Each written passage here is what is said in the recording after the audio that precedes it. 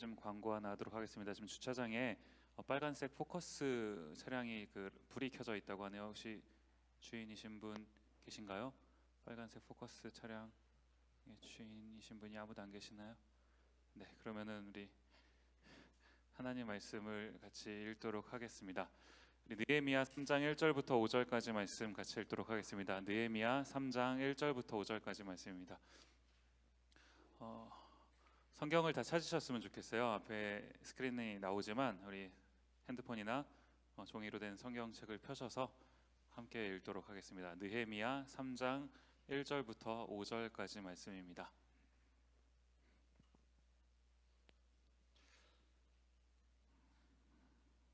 네, 같이 읽겠습니다. 한 절씩 교독해서 읽도록 하겠습니다. 제가 먼저 읽겠습니다.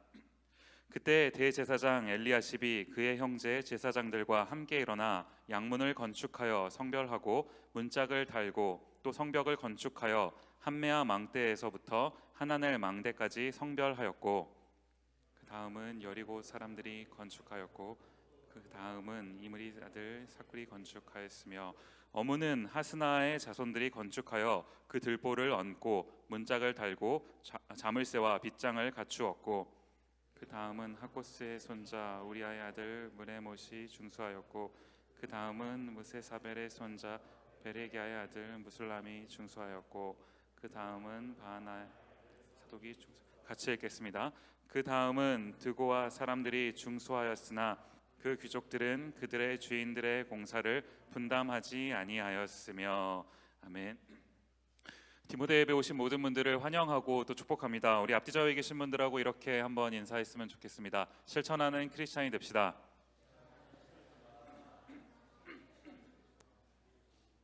저희가 지난주까지 같이 살펴봤던 그 내용이 이제 뭐냐 하니까요, 그 느헤미야가 이제 페르시아라는 나라에 살다가 자기가 살던 그 예루살렘의 소식을 이제 접하게 된 것 아닙니까? 그렇게 하고는 이제 그 소식에 예루살렘이 황폐되었다라는 그 소식에 이제 마음 아파하다가 이제 우연한 기회에 그 마음 아픔이 왕에게 발각이 된 거죠. 이게 이제 위기가 될 수도 있는 그런 상황이었는데 위기가 오히려 이제 기회가 되었다는 것을 우리 지난번에 같이 살펴봤습니다.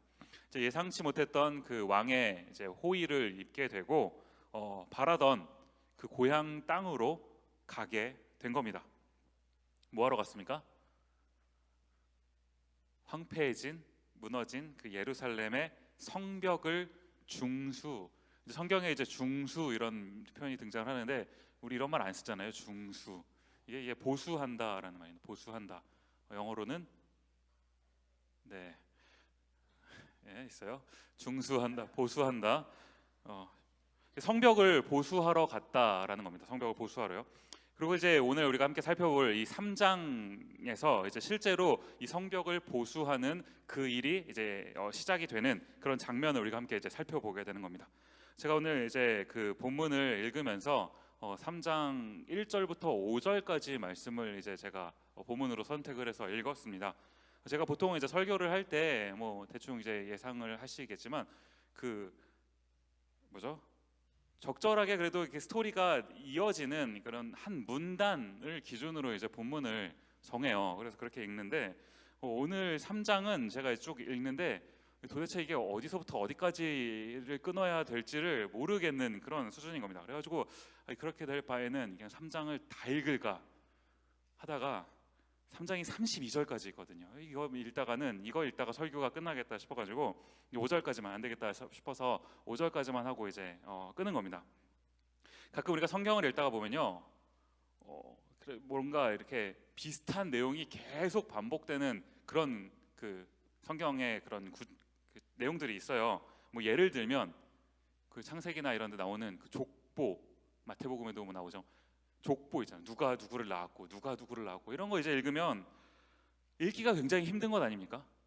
반대로 생각하면 쓴 사람도 쉽지는 않았을 것 같아요. 자기가 그걸 계속 기억하면서 누가 누구를 낳고 이게 옆에 컴퓨터가 있는 것도 아니고요.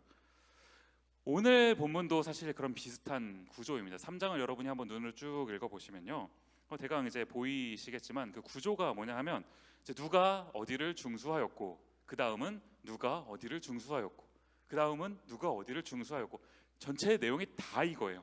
이 내용의 반복이라는 겁니다. 이제 이런 거가 나오면 이제 우리가 성경을 읽다가 굉장히 이제 위기감이 찾아오죠. 아, 이제 드디어 성경을 그만 읽어야 될 부분이 온 거가. 이게 사실 우리를 굉장히 힘들게 하는 그런 부분 아닙니까? 여러분의 표정이 이렇게 별로 동의를 안 하시는 분들도 계시는데 어떤 본문이든 항상 성경은 우리를 힘들게 하니까요, 그죠? 묻자고 한 소리인데 네, 좀 성경이 재미있어지시기를 축원합니다. 아멘. 네, 어떤 본문을 읽어도 은혜가 있기를. 오늘 같은 본문은요, 오늘 이 느헤미야 3장 같은 본문은 이게 읽다가 하나하나 단어 하나 이렇게 읽다가 보면은 지루해지고 굉장히 위기감이 찾아올 수 있는 그런 본문이에요. 그래서 이런 본문은 우리가 한 구절 한 구절 단어 하나 하나에 너무 주목하기보다는 이제 전체적인 조금 그 구조를 살펴보는 게 이제 우리한테 조금 유익함이 있는데요. 이제 그런 관점으로 이제 몇 가지 여기서 우리가 좀 발견하게 될 내용들을 오늘 좀 살펴보려고 하는 겁니다. 제가 사실 그 예화를 하나 고르면서 설교를 준비할 때 항상 예화를 고르는 게 쉽지 않거든요. 근데 2주 연속 제가 올림픽 얘기를 하고 싶지는 않았는데 아무래도 요즘에 그 시즌이다 보니까 제가 이렇게 계속 접하게 되는 그런 내용들이 올림픽에 관한 내용들이 많아서 이해하고 여러분이 잘 들어주시면 좋겠어요. 그 지난주에 제가 그 스켈레톤 그 썰매 얘기했었는데 오늘은 이번 주에는 여러분 그 기사를 보신 분들 알겠지만 이제 스켈레톤의 그 시절은 갔고 이번 주에 이제 이슈였던 그 종목이 뭡니까? 컬링이죠. 그죠? 벌써 딱 내용이 오죠.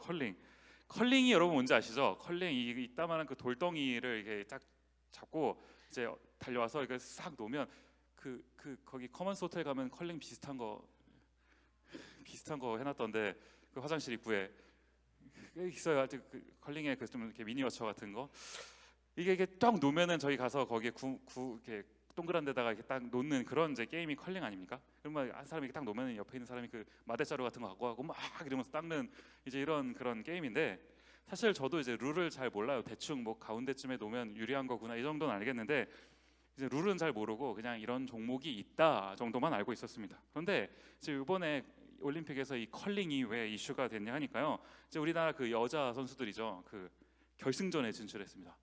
한국 시간으로 25일인가요? 그 결승전 한대요. 와, 네. 그 이 결승전에 간 것도 대단한 거고 이 실력도 대단해서 이제 이슈가 되는 거긴 하지만 이 사실 굉장히 그 기사거리가 되는 이유가 뭐냐면 이 컬링 때문에 유행어가 생겼다고 해요. 한국에서 그 컬링 팀의 그 주장 있는데 안경 쓴 자매잖아요. 그 안경을 써서 그 별명이 안경 선배래요. 안경 선배. 이게 드래곤볼을 드래곤볼인데 슬램덩크를 보신 분들만 이게 공감이 가시는 건데 안경 선배라는 그 별명을 이제 어쨌든 그 안경 선배가 이제 돌을 딱 던지는 겁니다. 돌을 던지면 이 돌 던지고 나서요 그 앞에서 막 이걸 이렇게 닦는 사람들 있잖아요. 그 팀 동료들인데 이제 그 사람들한테 외치는 소리가 있대요. 다 뭔지 아시죠? 그 올림픽 보신 분들 다 아실 거예요. 다 가면은 딱 놓고 하는 말이 영미. 이 영미가 뭐냐면요. 그 팀원의 이름이에요. 한 사람의 이름이에요. 근데 본인 엄마 이름이기도 한다고 하더라고요. 그래서 엄마한테 맺힌 한이 있는 건지 돈을 놓자마자 딱 영미 막 이러는 겁니다. 그러면은 영미가 빨리 가서 이게 영미 벌써 다급하잖아요. 빨리 닦으라는 소리라는 거예요. 영미 이러다가 또 어쩔 때는 또 영미 이런데요. 그러면은 이제 닦는 걸 준비해라 이런 소리라는 겁니다. 그리고서는 영미를 안 찾으면 아무 말도 안 하고 있으면 영미가 아니라 다른 사람이 닦으라는 거구나 뭐 이런 말이라는 거예요. 제가 영상을 찾아봤는데 유튜브 좀 찾아보니까 이게 뭐 저작권 문제 때문에 이제 이게 경기가 다 올라와 있지는 않더라고요. 근데 이런 게 좀 짤막짤막하게 올라오는데 한번 찾아보세요. 재밌습니다. 제가 보면서 참 많이 웃었는데요. 이게 웃으면서 보다가도 왜 가만히 보는데 그 영미라는 그 한 단어 가지고 이게 나름의 사인인데 이게 굉장히 그 정확한 굉장히 명확한 사인이더라는 거예요. 그거 하나로 딱 팀이 이렇게 되는 겁니다. 그것 때문에 결승까지 올라가게 된 건 아닙니까? 제가 이번 주 설교를 이렇게 준비를 하다가 이 그 컬링 이 장면이 자꾸 이렇게 오버랩이 되면서 이게 무슨 생각이 들었냐 하니까요. 이 컬링도 보니까 이게 결코 혼자서 할 수 있는 그런 경기가 아니더라는 거예요. 누군가는 이게 돌을 이렇게 던지는 사람, 사실 이렇게 던지는 게 아니고 약간 미는 것 같은데 그런 사람이 필요하고 누군가는 그 앞에서 막 이걸 닦는 사람이 필요하고요. 또 누군가는 그 뒤에서 던져놓고 끝이 아니라 그 조절하는 거죠. 영미 하면서 이게 조절을 하는 그런 게 또 필요한 거 아닙니까? 이게 다 어우러졌을 때 이제 좋은 성적이 나오더라는 거예요. 오늘 본문이 비슷한 그런 내용을 가지고 있더라는 겁니다. 이제 느헤미야라는 사람이요, 그 성벽을 재건하겠다라는 아주 그런 원대한 그 목표를 가지고 이것을 이제 실현하기 위해 고향 땅으로 돌아온 것 아닙니까? 예루살렘으로요.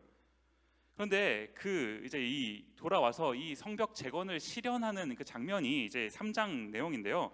보니까 이 성벽 재건이라는 일이 이 느헤미야라는 한 사람의 혼자만의 능력으로는 안 된다는 거예요.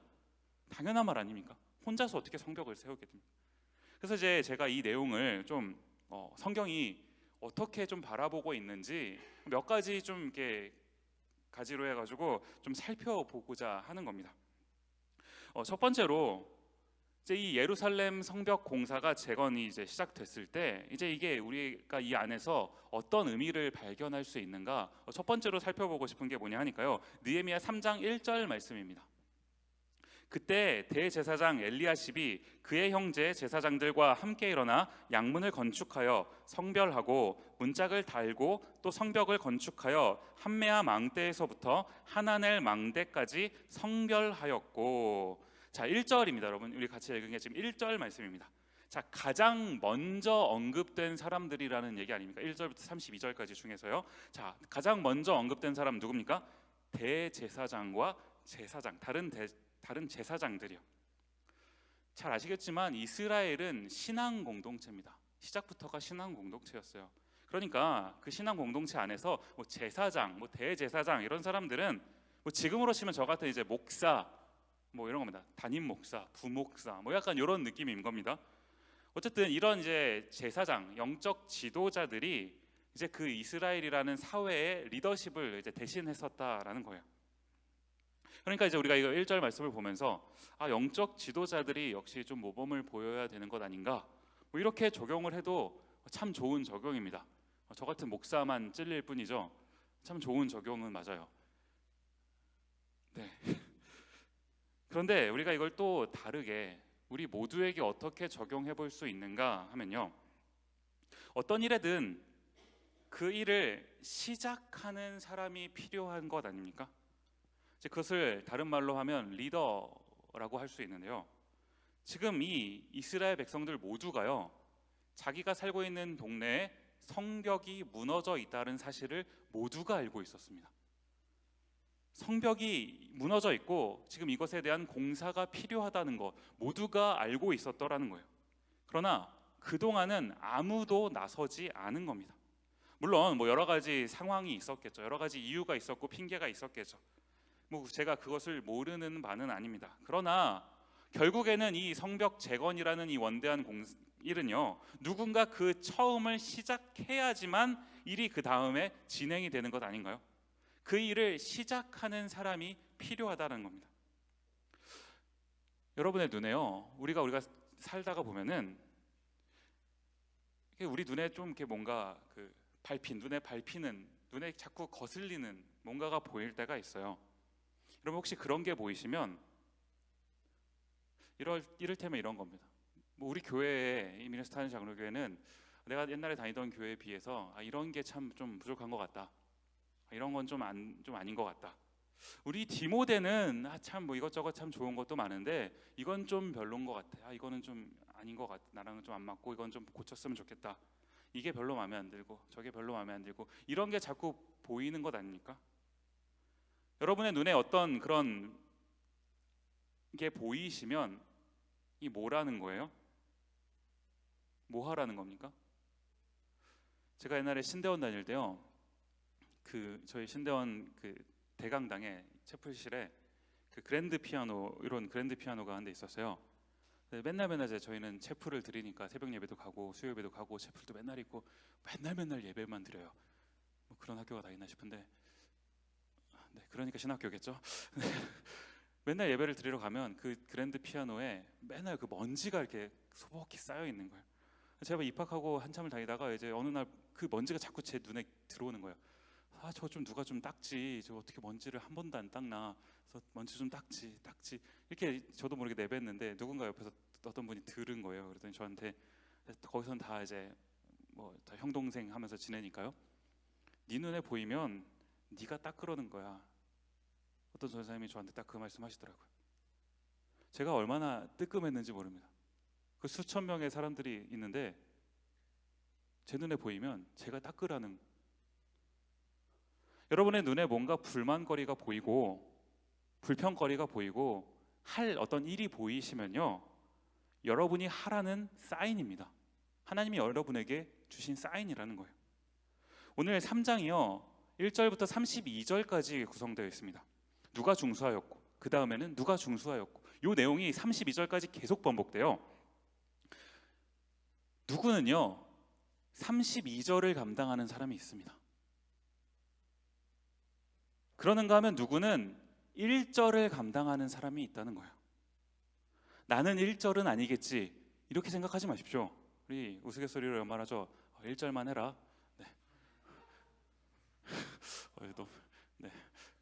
1절만 하십시오 여러분. 아멘. 1절을 하라는 겁니다. 누군가는 1절을 하는 사람이 필요해요. 누군가는 그 일을 시작하는 사람이 필요하다는 겁니다. 여러분이 1절을 하실 수 있는 여러분이 되시길 바라요. 그러는가 하면 두 번째로 제가 이 본문을 통해서 좀 살펴보고 싶은 게 뭐냐 하니까요, 똑같은 1절 안에서 찾아보게 되는 내용인데요, 그 중간에 제가 이제 주목하게 되는 문구가 하나 있는데, 이게 뭐냐 하니까 중간에 보시면 함께 일어나, 두 번째 줄 가운데 있죠. 함께 일어나. 오늘 3장을 쭉 살펴보시면 알겠지만 이 성벽 재건이라는 일이 혼자서는 안 되는 일입니다. 혼자서 되는 일이 아니라는 거예요. 그런데요, 혼자서 안 된다고 불가능한 일은 아니라는 겁니다. 나는 안 되지만 우리는 되는 것 아닙니까? 불가능한 것처럼 보였던 일이요, 모두가 함께 하니까 시작이 되고 그 일이 진행이 되더라는 거예요. 오늘 그 아까 컬링 얘기를 했으니까요, 그 컬링이 던지는 사람이 있고 닦는 사람이 있어요. 그 경기를 조율하는 사람이 있고 각각의 포지션이 있더라고요.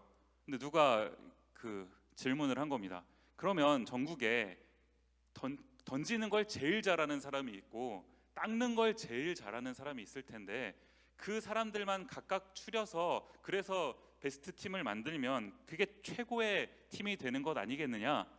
뭐 실제로 축구나 뭐 농구나 뭐 야구 이런 거는 그런 식으로 선수를 뽑는 것 아닙니까? 그런데 이 컬링은요 그렇지 않대요. 그렇지 않다는 겁니다. 이 팀워크가 워낙 중요하다가 보니까 뭐 다른 것도 다 중요하긴 하지만 이 컬링은 유난히 그렇다는 거예요. 국가대표 같은 뭐 선발전을 할 때도요, 팀으로 출전을 해서 팀이 뽑힌다는 겁니다. 그 팀이라는 거는요, 그 안에는 잘하는 사람이 있고요, 잘 못하는 사람도 있는 거예요. 그런데 왜 팀인 겁니까? 왜 그 사람들이 한 팀인 거예요? 잘하는 사람이 잘 못하는 사람을 보다듬으라는, 게 좀 품어주라는 것 아닙니까? 그게 팀워크 아닌가요? 이게 하나님의 방식이더라고요. 하나님이 이 세상을 처음 만드셨을 때부터 팀으로 지으셨습니다. 인간을 팀으로 지으셨어요. 어떤 팀이었습니까? 남자와 여자,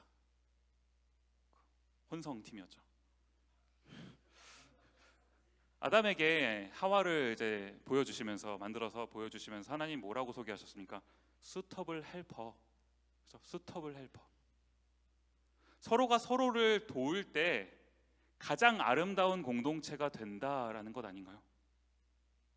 지금 그 본문으로 돌아와서 보시면요, 갑자기 성벽 재건을 시작한 사람들이요, 이게 뭐 생각처럼 잘 됐겠습니까? 갑자기 안 하던 성벽을 재건하는 일을 하는 게, 게다가 지금 보시면요, 성벽이 있다. 여러분 그 성경 공부 시간에 그 지도를 통해서 한번 보십시오. 이게 각자 서로 다른 지역에서 한 성벽을 만든다는 게 이게 보통 일입니까? 서로 사람들이 다 다르고 성향도 다르고 다 다른데요, 이게 쉬운 일이 아닙니다. 그러니까 함께가 필요한 것 아닙니까? 여러분의 목장 안에요, 여러분의 팀 안에 뭐 임원, 목자, 뭐 찬양팀, 또 각종 뭐 우리 디모데 안에 또 여러 가지 팀들이 있죠.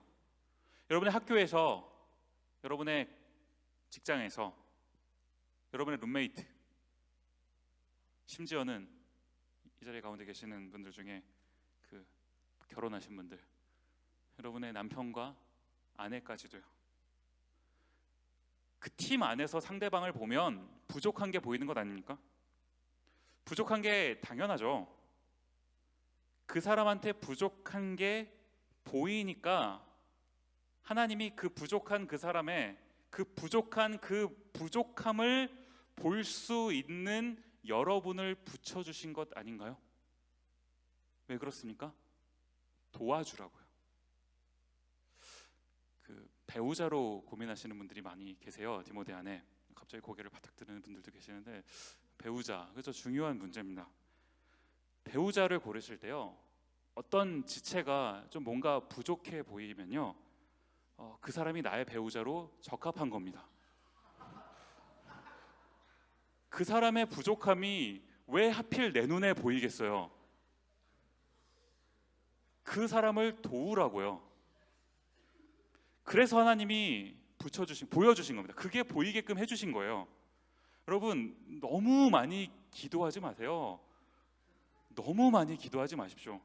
주님, 하나님 돕는 배필을 주십시오.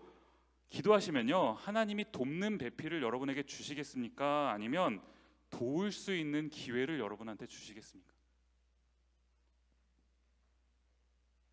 여러분이 도와야 된다면 그 사람이 부족하다는 소리죠. 부족함이 보이면 내 짝이라는 소리입니다. 여러분, 너무 그 나의 기대를 충족시킬 수 있는 그런 사람을 너무 지나치게 찾지 마세요. 그런 사람이, 나의 기대를 충족시킨 어떤 사람이, 그분이 나를 선택해 주신다면요, 그분이 나의 부족함을 보고 나를 도와주신 거예요. 그러니까 나는 부족한 사람이라는 거죠. 이것도 굉장히 큰 은혜지만, 우리가 좀 더 적극적으로 부족한 그 사람, 부족해 보이는 그 사람을 도울 수 있는 그런 우리 디모데가 되었으면 좋겠습니다. 아멘. 네, 이게 함께의 정신이에요. 함께. 그러는가 하면 우리가 세 번째로 좀 살펴보고 싶은 게 뭐냐 하니까요, 내가 할 수 있는 일을 하라는 겁니다.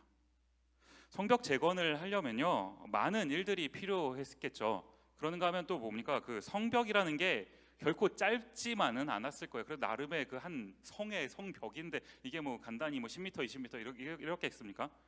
이럴 때 하나님이 우리를 일을 시키시는 방식은요, 상식적이더라는 거예요. 느헤미야 3장 23절 말씀을 보시면 이렇게 기록을 합니다. 그 다음은 베냐민과 핫수비, 그 다음 보시면 자기 집 맞은편 부분을 중수하였고, 그 다음은 아냐냐의 손자 마아세야의 아들 아사랴가 자기 집에서 가까운 부분을 중수하였고. 자, 여러분, 무슨 말인지 이해가 되시죠? 이제 성벽 재건 공사를 하는데요, 자기 집에서 가까운 곳, 그곳을 맡아서 이 공사를 진행했다는 겁니다. 이게 지금 뭘 말하는 건가요? 우리 집 근처니까, 내 가까운 곳, 내 집 맞은편, 이러니까 내가 가장 그 지역을 잘 아는 것 아닙니까? 그런가 하면 이제 내가 그 피지컬리 갈 수 있는 곳이고, 또 할 수 있는, 좀 불가능하지 않은 그런 일이라는 것 아닌가요? 제가 이제 이 부분을 좀 묵상을 하고 있는데, 문득 그 지난 개강 수련회 때 제가 설교를 하면서 여러분과 함께 나눴던 말씀 중에서 한 그 문구가 갑자기 떠오르더라는 거예요. 여러분, 그 기억 하실지 잘 모르겠지만, 제가 수련회 때 이런 얘기를 했었습니다. 물 위를 걸을 생각을 하지 말고 땅 위에서 뛰어라. 물 위를 걸을 생각을 하지 말고 땅 위에서 뛰어라. 여러분, 생각 나시죠? 네. 수련회를 마치고 여러분 어떠셨는지 모르겠지만, 저는 제 마음에 익혔고 여운으로 남는 거예요. 나중에 이런 제목으로 책을 한번 써볼까 생각이 혹시 나오면 한 권씩. 우리가 신앙생활을 하다가 보면요, 가끔씩 그런 일이 있어요. 가끔씩 하나님이 우리 인생에 가로막혀 있던 홍해를 갈라주시는 일이 가끔씩 있고요, 가끔씩 정말 물 위를 걷게 해주시는 그런 기적과 같은 일을 내가 만나기도 합니다. 간혹 생겨요. 가끔씩 생깁니다. 정말 하나님의 특별한 은혜예요. 이유가 있으시니까 그런 특별한 은혜를 주셨겠죠. 그러나 대부분의 경우 하나님은 우리에게 말도 안 되는 무리를 걸으라는 걸 시키시는 게 아니라 할 수 있는 일을 시키시더라고요. 할 수 있는 그 일을 열심히 하라는 겁니다. 구약에 보면 다윗과 골리앗 이야기가 있어요. 여러분, 다윗이요 골리앗을 이긴 건요 이게 뽀로쿠가 아니고요. 그럼 뽀로쿠가 뭡니까? 네, 플루크죠. 플루크. 이거 일본 말인가요? 이 플루크가 아니라 우연이 된 게 아니라요. 사무엘상 17장 34절부터 36절까지 보시면 이런 말씀이 있습니다. 다윗이 사울에게 말하되 주의 종이 아버지의 양을 지킬 때에 사자나 곰이 와서 양떼에서 새끼를 물어가면 내가 따라가서 그것을 치고 그 입에서 새끼를 건져내었고 그것이 일어나 나를 해하고자 하면 내가 그 수염을 잡고 그것을 쳐 죽였나이다. 주의 종이 사자와 곰도 쳤은즉 살아계시는 하나님의 군대를 모욕한 이 할례받지 않은 블레셋 사람이리이까 그가 그 짐승의 하나와 같이 되리이다. 자, 여러분, 이게 무슨 장면인지 아시죠? 이 장면을 읽고 또 읽고 묵상하고 또 묵상하면요, 여러분, 누가 골리앗이고 누가 다윗인 겁니까? 누가 진짜 이길 만큼 힘이 센 사람이고 누가 패배할 것 같은 존재인가요? 다윗이요 골리앗을 이긴 게 뽀로쿠입니까? 플루크입니까? 다윗은요 매일의 일상이 사자와 곰과 싸웠던 거예요. 이게 다윗의 매일의 일상이었던 겁니다. 사자와 곰, 골리앗, 누가 더 쉬웠을까요? 우리가 어쩌다가 우연히 골리앗을 이기게 되는 이런 그 플루크, 뽀로쿠를 바라고 사는 건 아닙니까? 이런 말도 안 되는 우연, 말도 안 되는 은혜, 이런 것만 바라고 사는 것 아닌가요? 골리앗을 이기려면요 그런 어떤 특별한 우연, 은혜 이게 필요한 게 아니고요 매일매일의 사자와 곰이 필요한 겁니다. 그 사자와 곰을 매일 상대하는 거, 그게 지금 내가 해야 될 일이라는 거예요. 제가 뭐 자꾸 사자, 곰 뭐 이러니까 이게 어감이 세서 좀 그런데 다윗에게 사자와 곰이 일상이었던 것처럼요 우리에게 일상이 있는 겁니다. 하나님이 우리에게도요 다윗에게 그러셨던 것처럼 우리에게도 우리가 감당할 만한 사자와 곰을 허락해 주셨다는 거예요. 여러분 지금 그거 감당하고 살고 계시는 것 아닙니까? 거기서 훈련받고 지내다가 그렇게 하고 살다가 어느 날 골리앗이 나오면 그때 이제 골리앗 앞에 가서 쓰임 받았던 이 다윗처럼요 오늘 본문의 이스라엘 백성들도 일상을 그렇게 살아가고 있다가 성벽 재건이라는 어떤 일이 생겼을 때 그 부르신 곳에 가서 그 부르심에 합당하게 쓰임을 받았던 것처럼 하나님께서 우리도 그렇게 부르시는 것 아닌가요? 하나님 우리에게 허락하신 일상은요 하나님이 우리에게 살라고 하신 하루하루 매일매일의 일상은요 그냥 편안하게 평안하게 그 일상을 누려라 라고 주신 게 아니라 사자와 곰을 만나라고 허락해 주신 훈련장이라는 겁니다. 우리가 살다가 보면 사자도 만나고 곰도 만납니다. 그 당연한 것 아닙니까? 여러분의 인생 가운데 사자와 곰 만나는 것 아닌가요? 근데 너무 겁먹지 마세요. 한 가지 확실한 거, 죽지는 않았잖아요. 우리가 아직 죽지는 않았잖아요. 하나님의 세밀한 배려가 있는 겁니다. 고린도전서 10장 13절 말씀 보면 이런 말씀이 있습니다.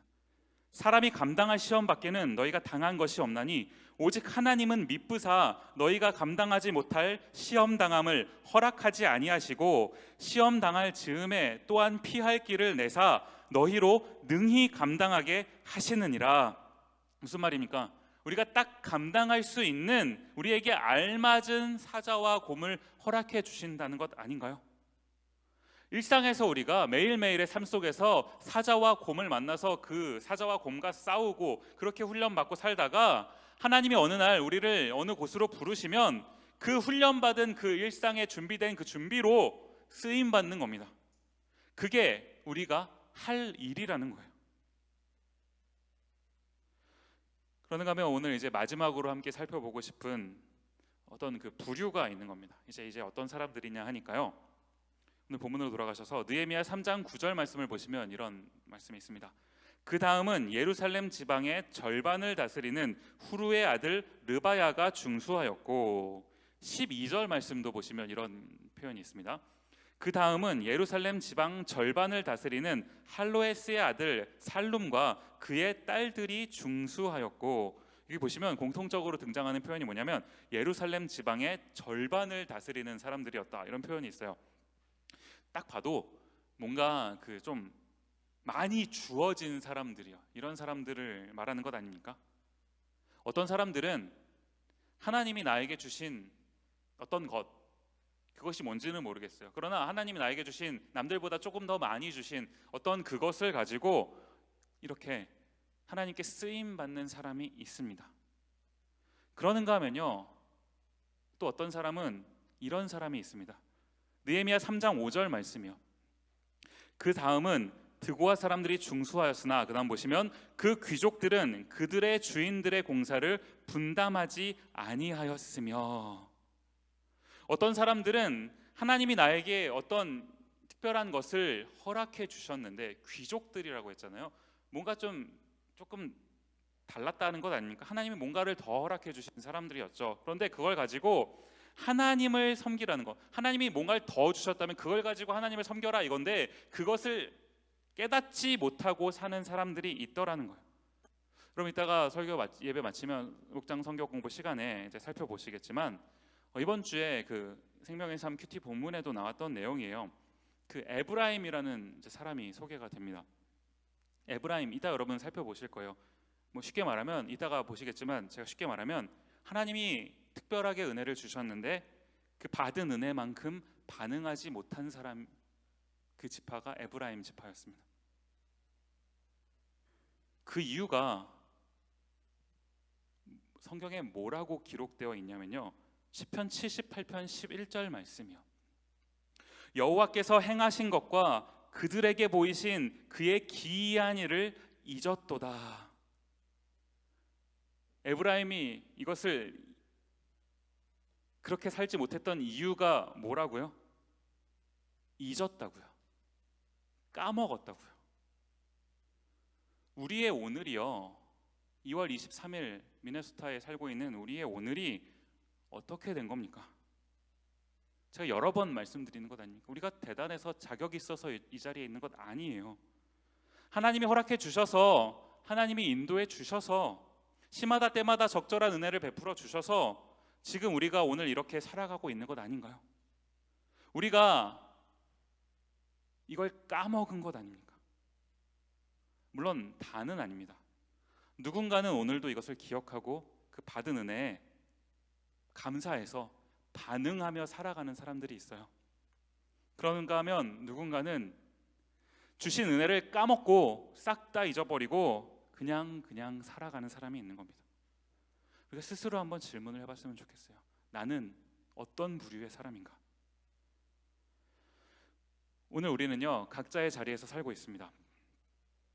다윗이요, 골리앗을 무찌른 것만이 하나님의 일이 아닙니다. 골리앗을 무찌르는 데까지 갈 수 있도록 매일매일의 삶 속에서 사자와 곰을 상대했던 것, 그것부터가 하나님의 일이었다는 거예요. 우리가 언제 나중에 졸업하면, 결혼하면, 취업하면 그때 대단한 일로 하나님께 영광을 돌리겠다, 그것만이 하나님의 일이 아니라요, 지금 우리가 살아가고 있는 삶의 자리에서, 현장에서 내가 할 수 있는 무언가를 하는 것, 그 일도 하나님의 일이라는 거예요. 오늘 설교의 제목처럼요, 내 역할은 뭡니까? 여러분의 역할은 무엇인가요? 미네소타 장로교회에서 여러분의 역할은 무엇입니까? 출석 교인인가요? 디모데에서 여러분의 역할은 뭔가요? 뭐 하러 디모데에 오십니까? 목장에서 임원단, 찬양팀, 목자단, 꼭 교회가 아니더라도요, 여러분, 여러분의 가정에서 어머니 아버지가 함께 살고 계신, 떨어져 살지만 그 가정에서, 여러분의 학교에서요, 여러분의 직장에서 여러분의 역할은 뭡니까? 내가 해야 될 일은 뭔가요? 하나님이 부르신 그 부르심의 현장에서 준비되는, 또 잘 준비되어서 그곳에서부터 쓰임받는 우리 모든 디모데 지체들이 되었으면 좋겠습니다. 우리 오늘 이 찬양으로 함께 설교를 마무리하고 싶은데요, 부르신 곳에서라는 찬양이에요. 반주를 부탁을 드립니다. 찬양의 가사가 저한테 참 많이 와닿더라고요. 설교를 준비하다가 문득 이 찬양이 떠올랐는데, 자꾸 요즘에 그 비슷한 주제로 계속 설교를 나가게 되는 것 같아요. 말씀을 나누게 되는 것 같아요. 하나님 우리에게 특별하게 주시는 어떤 메시지가 있는 거라고 생각합니다. 부르신 그 자리에서 내가 너를 있게 한 그 자리에서 그 목적을 살아내라. 내가 거기에 너를 둔 그 이유를 발견하고 그 이유를 살아내라. 하나님이 자꾸 우리에게 이렇게 말씀하시는 것 같아요. 어떻게 살아야 되겠습니까, 여러분? 부르신 그곳에서. 지금 여기는 연습장이고 나중에 실전이 찾아오나요? 다윗이요, 사자와 곰한테 이기지 못했으면요, 그 사자와 곰으로 훈련받지 않았으면 골리앗 못 이깁니다. 어떻게 골리앗을 이깁니까? 우리가 지금 이것을 실전처럼 잘 준비되지 않으면 언제가 정말 우리가 생각하는 그런 실전의 자리에 갔을 때 그때 잘할 수 있을 거라고요? 정말 그럴까요? 하나님이 지금 이 자리에 우리를 있게 하신 거는요, 이유가 있는 겁니다. 내가 여기서 뭘 해야 될까요, 주님? 뭘 준비해야 될까요? 하나님, 이 자리에서 내가 하나님을 어떻게 섬길 수 있을까요? 언제, 어느 순간, 먼 훗날 언젠가가 아니라 지금 이 순간 하나님이 나한테 하라고 하시는 그 일을 해내면서 하나님 주님의 일에 동참하기를 원합니다. 하나님은 하나님의 일을 하고 계시는데 나는 왜 자꾸 하나님의 일이 아닌 내 일을 하고 있는? 하나님, 지금 이 순간 내가 하나님의 일을 하기를 원합니다. 우리 이 찬양 함께 고백할 때 우리가 좀 마음을 담아서 하나님께 우리의 신앙을 고백했으면 좋겠어요. 함께 찬양하며 나아가도록 하겠습니다.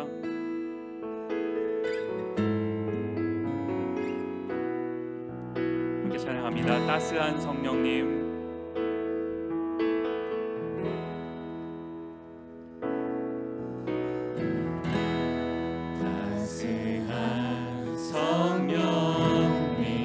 마음으로 보내,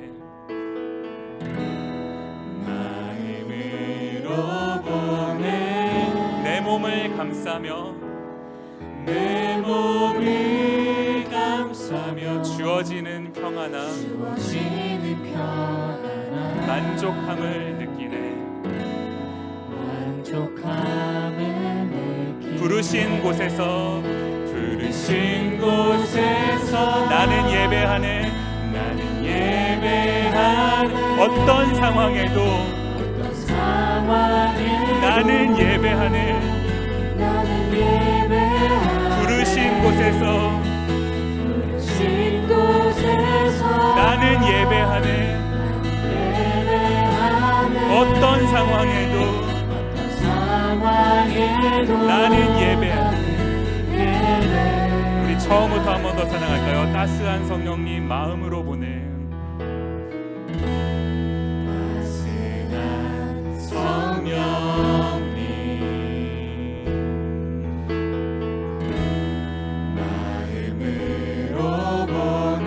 내 몸을 감싸며 주어지는 평안함, 만족함을 느끼네. 이렇게 고백할까요? 사랑과 진리의 한 줄기빛 보내.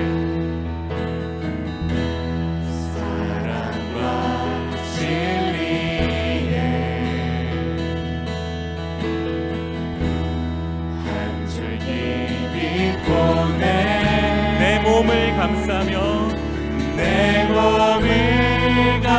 주어지는 평안함, 그 사랑을 느끼네. 이렇게 고백합시다. 부르신 곳에서 나는 예배하네.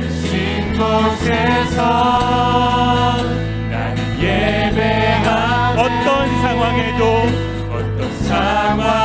나는 예배하네. 부르신 곳에서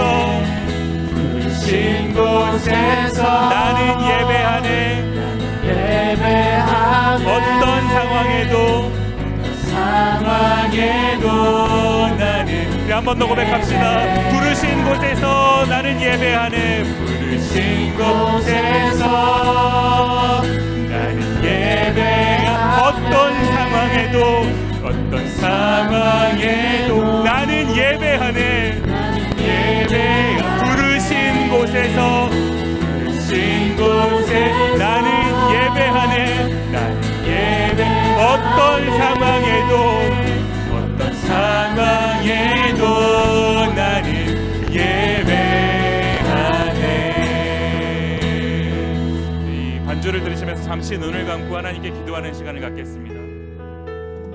오늘 설교 말씀처럼요, 우리 함께 고백했던 찬양의 가사처럼요, 하나님이 부르신 그곳, 하나님이 나에게 있게 하신 그곳에서 내가 할 일이 무엇인가를 하나님께 여쭙는 시간 되었으면 좋겠습니다.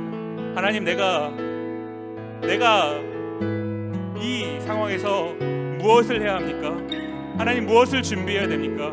하나님, 내가 하루하루의 삶을 살다가 보니까 하나님, 그 가운데서 내가 사자도 만나고 곰도 만나고 여러 가지 일들이 내 인생 가운데 있는데, 하나님, 때로 이것이 너무나 힘들어서 하나님 무너져 버릴 것만 같지만 하나님이 그 자리 가운데 나를 두셨다는 것은 하나님 분명한 이유가 있기 때문임을 하나님 오늘 말씀을 통해서 함께 살펴봅니다. 하나님, 내가 준비되게 없어서 하나님 이곳에서 하나님을 믿고 살아내는, 주님 실천하는 크리스찬의 삶을 살아내는 그런 삶이 살 수 있도록 주여 은혜를 허락하여 주시옵소서. 하나님을 예배하는 예배자로 살 수 있도록 주여 부르신 그곳에서 그 부르심의 삶을 살아내는 주님의 딸, 주님의 아들이 되게 하여 주시옵소서. 우리 하나님께 간절히 기도하시면서 나아가는 시간을 갖도록 하겠습니다. 함께 같이 기도하겠습니다.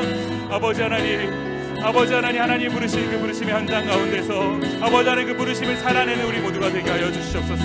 아버지 하나님의 아버지 하나님, 아버지께서 우리를 있게 하셨는데 아버지 그 부르심의 현장이 아버지 하나님 나의 삶 가운데 아버지 하나님 때는 너무 힘들고 어려워서 아버지 하나님 넘어질 때도 있지만 하나님께서 나를 그곳에 두셨다는 것은 분명한 이유가 있음을 고백하면서 아버지 하나님 그 가운데서 단련되게 하여 주옵소서. 준비되게 하여 주시옵소서. 아버지 하나님 다윗처럼 아버지 하나님 삶의 현장 속에서 준비되었다가 하나님이 부르시면 그 부르심을 살아내는 그런 주님의 백성들 되게 하여 주시옵소서. 오늘 이스라엘 백성들처럼 아버지 하나님 내가 먼저 나설 수 있는 그런 리더십을 허락하여 주시고 아버지 하나님과 함께 아버지 그 일을 감당할 수 있는 아버지 하나님 공동체를 허락하여 주시며 아버지 하나님 아버지 하나님 그 부르신 그곳에서 그 일을 감당할 수 있게 하시며 아버지 하나님께서 나에게 허락하신 무엇인가가 있다면 아버지 하나님 그 허락하신 것을 가지고 아버지 하나님 그 주님이 허락하신 삶 가운데서 아버지 하나님 것을 베풀며 살아내는 주님의 백성 되게 하여 주시옵소서. 주여 우리에게 은혜를 허락하여 주시옵소서. 주님의 사랑하시는 자녀들이 오니 주님 책임져 주시고 이들의 인생을 주시며 아버지 하나님 붙잡아 주시며 아버지 하나님 이들의 인생을 통해서 주님 홀로 영광 받으시오. 아버지 하나님 은혜를 더하여 주시옵소서. 아버지 하나님 이들을 붙잡아 주시옵소서. 은혜를 더하여 주시옵소서.